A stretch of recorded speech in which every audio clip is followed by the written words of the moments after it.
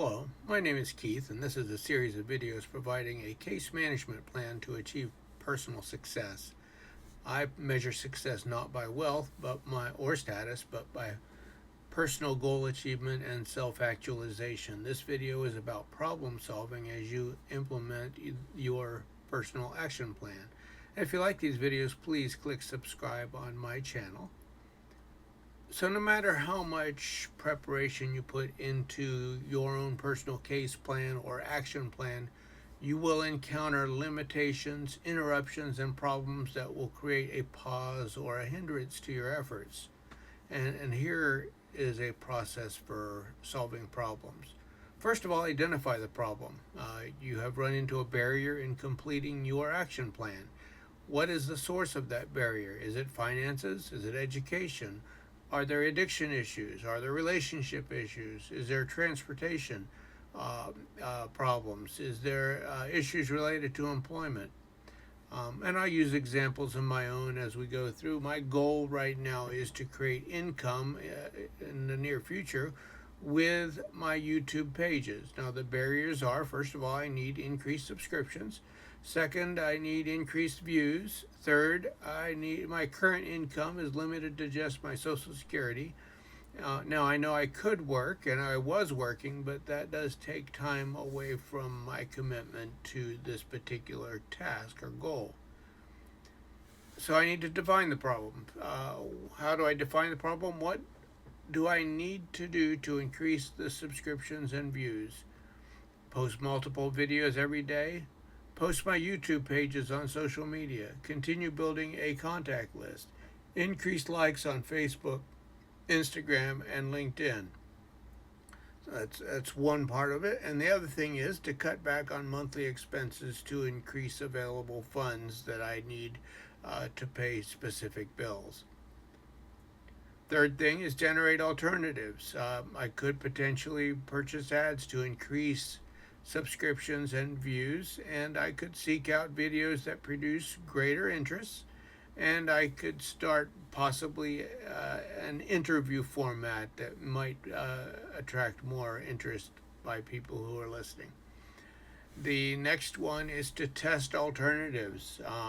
Now, each of my pages, there are different things that I may want to do. For my agency reviews, they take a long time, but I need to put more videos on that channel. Building personal success. I think I might change the name of that. I don't like that name. It's not catchy. But it just does describe what we're trying to do here. But I probably will find a better name for that channel. KGH Photos and Videos. That channel's doing fairly well. I need to continue to add more videos.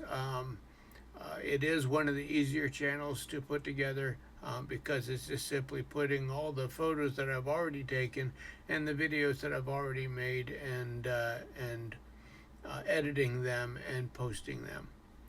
The next one is Get Healthy Now, and that one's doing a little bit better, but I need to make sure that I can continue to add more videos to that channel. The next one is In the World. I will probably change the name of that one. That is about basically it's my own sermons on regarding an everyday theology to get people to to really understand my point of view about specific topics that we have to address in this world.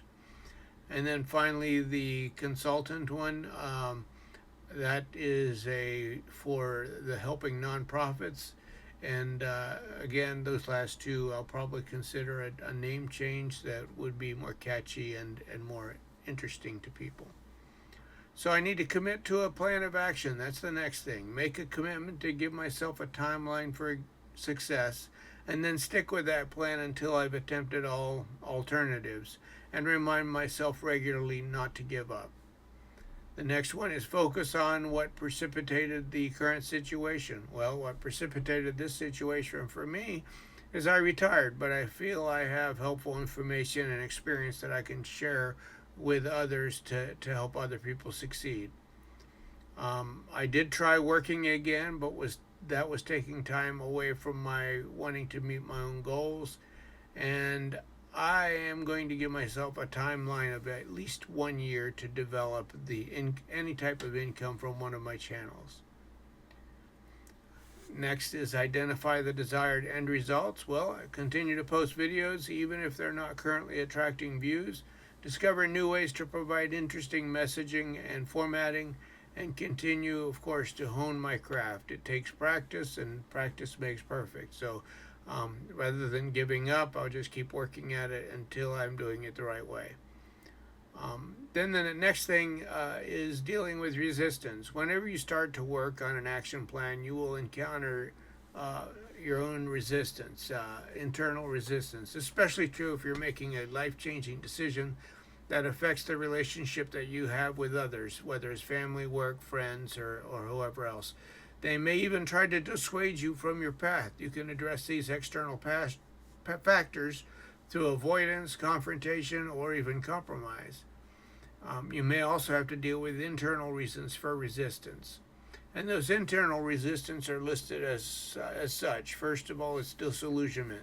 That's the condition of being disenchanted or being dissatisfied or defeated in expectation or hope. So, ways to address disillusionment: the first thing is to practice gratitude. Focus on the things in your life that you're grateful for. Take some time each day away from whatever it is that you're doing to reflect on the good things in your life. And the second thing is set meaningful goals. Set new goals that align with your values and passions that can help you find purpose and direction. Break down those goals into smaller, more manageable steps to show more immediate progress. The next reason for resistance is unreasonable expectations. When expectations are not fulfilled, it can lead to dissatisfaction, bitterness, and despair. So assess and evaluate. Are your goals realistic, within your scope of competence, achievable, and do they clash with other goals? Open communication. Offer and receive feedback. Express opinions and recommendations, and raise complaints. Have other people review what it is that you're doing. Set boundaries. Set consistent limits and practice implementing them. You know where those boundaries need to be. Clarify roles in relationships. Identify what your role and responsibilities are. Don't take on tasks that are unrealistic for you to do. Manage your priorities. Identify those tasks that are the most important to you and prioritize them. Negotiate and compromise. When you assess and evaluate, you may need to negotiate your goals and make compromises to either change them or change the process that you use to reach them. Document expectations. Simply write it down. Journal. Put everything down and on paper. And seek guidance and support. Seek help when you need it. Look for people who have traveled this road already. The next area of resistance is unwillingness to cooperate. You may be personally dealing with personal issues, feeling undervalued, or lacking confidence in your own abilities. So be honest with yourself. Take a step back and reassess what your goals are. Take smaller, achievable steps and look for help from others. Another area of resistance is suspicion. Suspicion is a natural emotion that can help us avoid harm, but it can also become a source of stress and anxiety. Address the root causes of your distrust. Are you dealing with trauma, insecurity, or low self-esteem? Our tendencies to mistrust often stem from experiences of hurt, betrayal, or abuse. Maybe someone that you shared your secret with or information with was unfaithful, or a partner was unfaithful. Those experiences stick with us.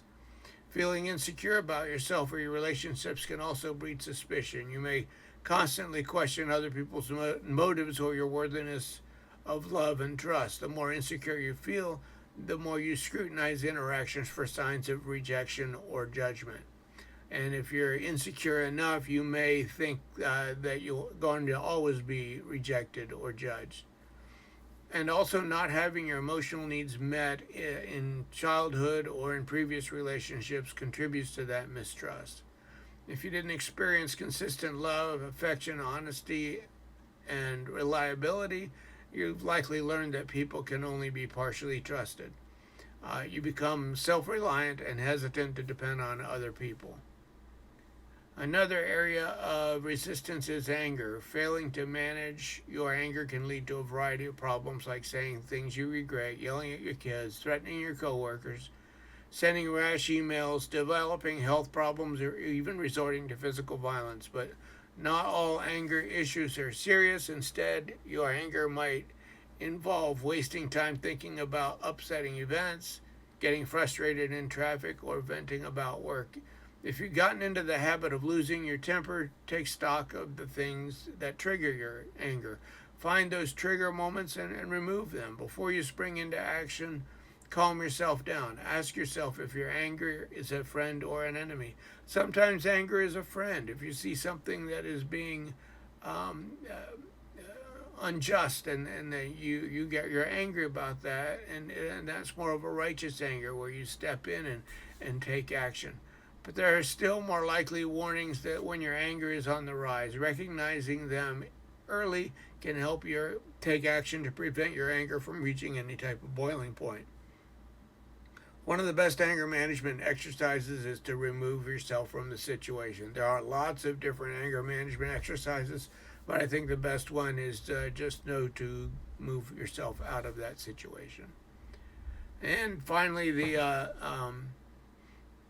the last area of your resistance might be exhaustion. Burnout is a syndrome with very specific symptoms. It is defined as an occupational malaise that manifests its reduced energy and efficiency combined with depersonalization, which means a more cynical attitude towards the people with whom you work with or the organizations that you work with. So, different ways to deal with your exhaustion. Real quickly, improve your sleep habits. Make sure you get enough sleep.